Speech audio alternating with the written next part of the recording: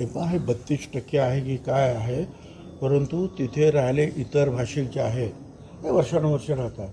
मग ते गुजराती असतील, ते UPचे असतील, ते सगळे आता मराठीसुद्धा बोलायला लागलेले आहेत.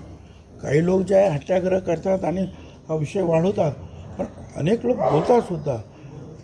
त्यांची मुलं बाळंसुद्धा चांगली मराठी बोलतात. आपण पाहिलं की काही काही जे ॲक्टर ॲक्ट्रेसेस जे आहेत ह्या कदाचित नावानं मराठी नसतील, पण बोलताना अनेक वेळा शुद्ध मराठी बोलत आहेत.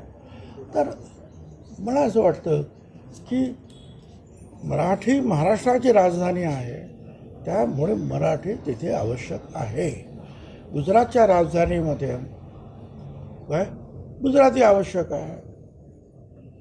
कर्नाटकच्या राजधानीमध्ये बँगलोरला त्यांची कन्नड भाषिक राज्यरचनाच आहे नाही. भाषेवरून जे वाद बघायला मिळत आहे की आपटून आपटून मारेल, म्हणजे आता सगळे जे खासदार काय आणि आमदार काय, त्यांनी आपण लोकसेवक आहोत आणि अशा रीतीनं जे काही बोलताना थोडंसं सांभाळून बोललं पाहिजे.